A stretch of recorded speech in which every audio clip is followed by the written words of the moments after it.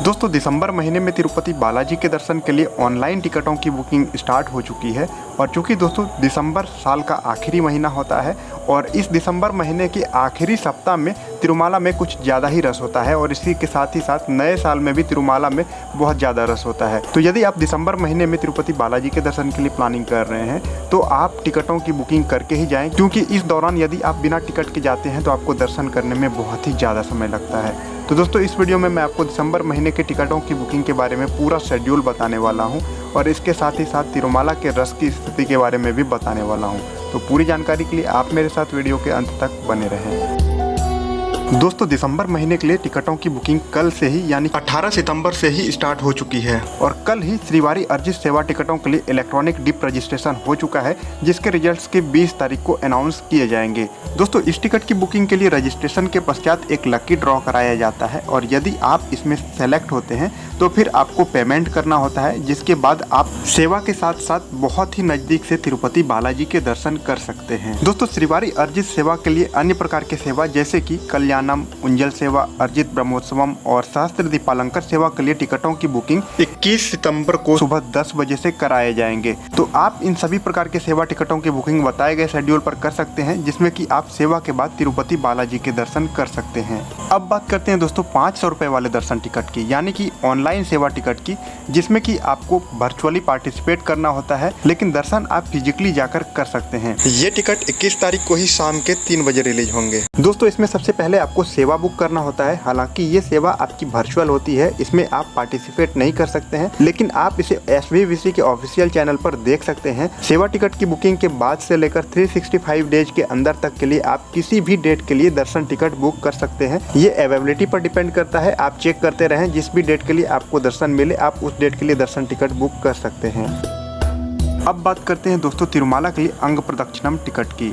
तो तिरुमाला के लिए अंग प्रदक्षिणम टिकट 23 सितंबर को 10 बजे रिलीज किए जाएंगे, जिसके बाद कि आप इस टिकट को बुक कर सकते हैं। अब बात करते हैं दोस्तों सीनियर सिटीजन या फिजिकली चैलेंज्ड कोटा वाले टिकट की।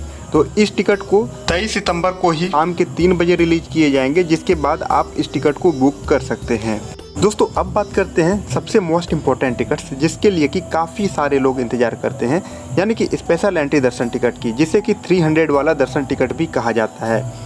दोस्तों इस टिकट की बुकिंग दिसंबर महीने के लिए 24 सितंबर को सुबह के 10 बजे से कराई जाएगी।